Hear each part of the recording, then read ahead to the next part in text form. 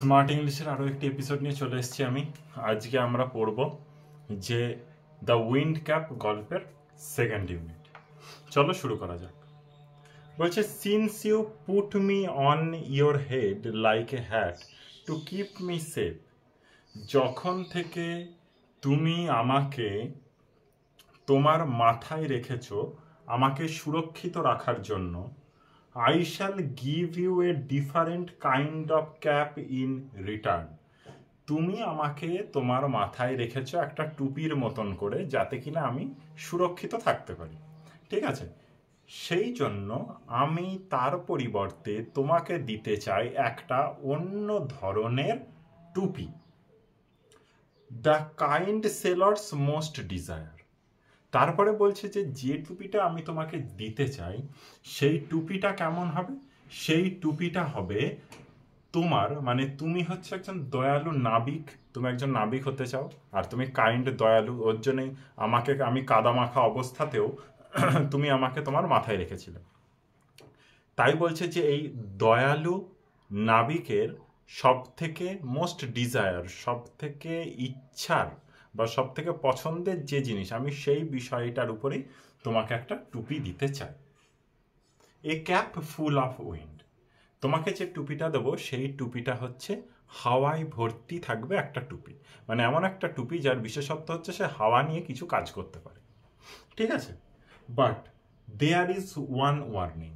কিন্তু এর মধ্যে আছে একটা সতর্কতা। কি সতর্কতা? ওয়ার্নিং মানে সতর্কতা। No human hand will ever be able to take it off. কোনো মানুষ ইচ্ছাকৃতভাবে সেই টুপিটা টেনে খুলতে পারবে না। কোনো মানুষের হাত এই টুপিটাকে টেনে খুলতে পারবে না মাথা থেকে। এটাই ছিল সেই হাওয়া টুপির সতর্কতা।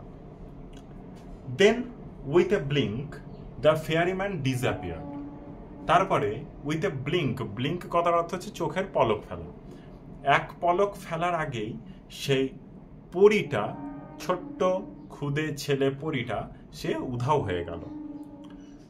লিভিং এ স্ট্রাইপড ক্যাপ বিহাইন্ড। পিছনে একটা ডোরা কাটা টুপি তার জন্য রেখে দিয়ে সে অদৃশ্য হয়ে গেল। Young John put the cap on his head and ran home to tell his mother. John সাথে সাথে টুপিটা তার মাথায় পড়েছিল এবং ছুটে সে তার বাড়িতে গিয়েছিল। কাকে জানাতে? না, তার মাকে জানাতে। No good will come of this wind cap, she said. তার মা বলেছিল জনকে যে এই টুপিটা তো পরলে কোনো ভালো কাজে কিছু হবে না। নো গুড উইল কাম, কোনো ভালো কিছু হবে না, তুমি শুধু এমনি বেকারই পড়লে। But the lad would have none of her cautions. কিন্তু এইবার ছেলেটি তার মায়ের কোনো রকম কশন, কোনো রকম সতর্কতাই আর শুনল না। যাই বলুক মায়ের আর কোনো কিছুই সে শুনল না। দ্য ভেরি নেক্সট ডে, ঠিক তার পরদিন, putting on the sailor's cap, সেই টুপিটা মাথায় দিয়ে, নাবিকের টুপিটা মাথায় দিয়ে, he ran off to sea, সে সমুদ্রের উদ্দেশ্যে দৌড় লাগালো, সে সমুদ্রের উদ্দেশ্যে যাত্রা শুরু করলো। On seeing a ship anchored near the শোর, যখনই সে দেখল যে সমুদ্রের পাড়ে একটা জাহাজ অ্যাঙ্কর করে আছে, মানে একটা জাহাজ নোঙর ফেলে আছে, হি রিকোয়েস্টেড দ্য ক্যাপ্টেন, সে জাহাজের ক্যাপ্টেনকে অনুরোধ করলো, টু টেক হিম অ্যালং, যাতে সেই জাহাজের ক্যাপ্টেন তাকে সেই জাহাজে করে সাথে করে নিয়ে যায়, তার জন্য সে অনুরোধ জানালো। Thus began his first ever sea voyage. এইভাবেই জনের প্রথম সমুদ্র যাত্রা শুরু হয়েছিল।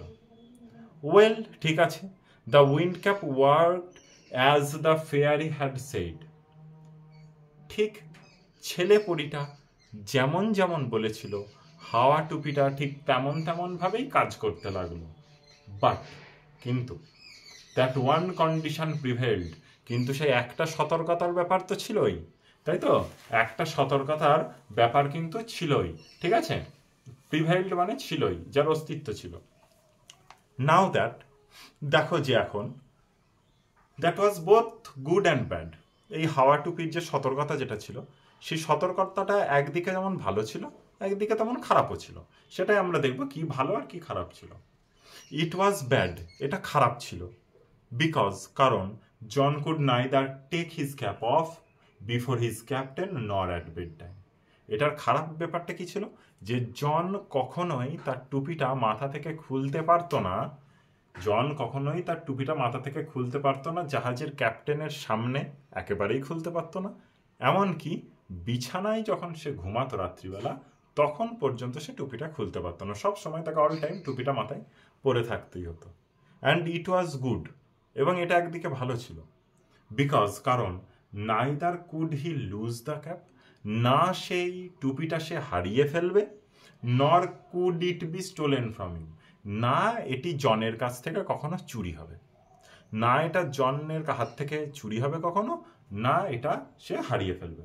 দুটোর মধ্যে কোনোটি হবে না। এই দুটো ছিল ভালো দিক, ঠিক আছে। আর সব সময় যে তাকে পড়ে থাকতে হবে, এটা ছিল একটা খারাপ দিক। Since it was wind that sailors called for and the wind that John could supply, he soon became very popular.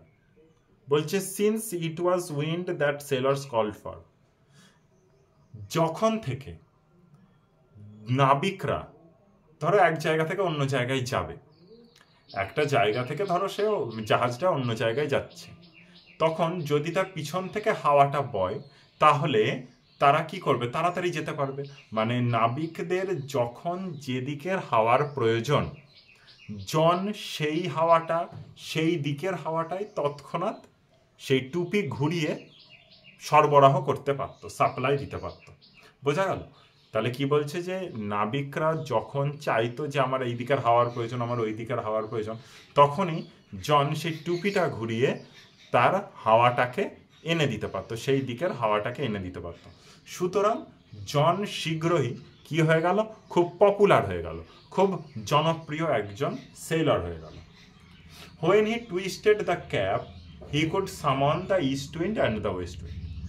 যখন জন টুপিটাকে ঘোরাতো, টুইস্ট মানে ঘোরানো, যখন টুপিটাকে ঘোরাতো, সে পূর্ব দিকের হাওয়াকে ডাকতে পারত এবং পশ্চিম দিকের হাওয়াকে ডাকতে পারত। He could also turn it to call both north as well as the south wind. সে আবার টুপি ঘুরিয়ে উত্তর দক্ষিণ দিকের হাওয়াকেও ডাকতে পারত। বোঝা গেল? তার মানে জন চারটি দিকের হাওয়াকেই তার টুপি ঘোরানোর মাধ্যমে সে সামন করতে পারত। সামন মানে হচ্ছে কল, ডাকা। The captain could therefore never part with his prized sailor and let him ashore. সেই জন্য জাহাজের ক্যাপ্টেন জনকে কখনোই পারে রেখে দিতে চাইতো না। সে সবসময় চাইতো যে জন যেন তার সাথে জাহাজে থাকে। জাহাজে থাকলেই তাদের ব্যবসা বাণিজ্যটা একটু তাড়াতাড়ি হবে, তারা এক জায়গা থেকে অন্য জায়গায় দ্রুত গতিতে যেতে পারবে, তাদের হাওয়ার উইন্ড সাপ্লাই হবে, তাদের হাওয়াটা তাড়াতাড়ি সরবরাহ হবে, ঠিক আছে। তাই জন্যে কখনোই জনকে সেই ক্যাপ্টেন পারে রাখতে চাইতো না, ঠিক আছে। আর সে জাহাজের ক্যাপ্টেন মনে করতো সে হচ্ছে প্রাইজড সেলার। প্রাইজড মানে তাকে হচ্ছে, মানে সে হচ্ছে একটা অভূতপূর্ব তাদের জন্য একটা সোর্স, উৎস, ঠিক আছে, অভূতপূর্ব একটা সোর্স। মানে সে থাকলে তাদের ব্যবসা তাড়াতাড়ি হবে, সে থাকলে এক জায়গা থেকে অন্য জায়গায় যেতে পারবে, যেটা অন্য জাহাজের যেতে বেশি সময় লাগছে সেটা সে তাড়াতাড়ি করতে পারছে, ঠিক আছে, কারণ সে তো হাওয়ার সাপ্লাই দিতে পারবে, ঠিক আছে। আচ্ছা, for a year and a day young John did not set foot on land. প্রায় ধরে রাখো 1 বছরের বেশি, ঠিক আছে, 1 বছরেরও বেশি সময় জন শুধু সমুদ্রেই কাটিয়েছে, সেই জাহাজেই কাটিয়েছে, সে কখনো তার পা মাটিতে নামায়নি। He saw nothing but the churning of the waves. সে শুধু সমুদ্রের বড় বড় ঢেউ ছাড়া চোখে আর কিছুই দেখতে পায়নি। সুন, শীঘ্রই, দেয়ার গ্রিউ ইন হিজ হার্ট, তার হৃদয়ের মধ্যে জন্মেছিল এ স্ট্রং ডিজায়ার, একটা প্রবল ইচ্ছা, টু সি দ্য ল্যান্ড, যে সে যে বাড়িতে আসবে, বা সে যে সমুদ্র ছেড়ে এবার স্থলভাগে প্রবেশ করবে, সেইটা দেখার তার মধ্যে একটা প্রবল ইচ্ছা জন্মেছিল। স্বাভাবিকভাবে একভাবে সমুদ্রে থাকা, সেই জলের ঢেউয়ের মধ্যে থাকা, সেটা তো মানুষের পক্ষে সম্ভব নয়। জনও তো মানুষ, জনের পক্ষেও সম্ভব ছিল না যে টানা 1 বছরের বেশি সময় আমি সমুদ্রে কাটিয়েছি, এবার সেও হোমসিক হয়ে পড়লো। মানে এবার তারও মনে হলো যে আমি বাড়িতে যাব, বাড়িতে মা আছে, তার সাথে দেখা করব, এবং আরও অনেক কিছু। এটা ছিল তোমাদের সেকেন্ড ইউনিট। আশা করি প্রত্যেকটা লাইন বাই লাইন ভালোভাবে বোঝানো হয়েছে, কোনো অসুবিধা থাকার কথা নয়। যদি কোনো সমস্যা থাকে অবশ্যই কমেন্ট করে জানাবে, চ্যানেলটিকে সাবস্ক্রাইব করবে, বন্ধুদের মধ্যে শেয়ার করে দেবে। Thanks for watching.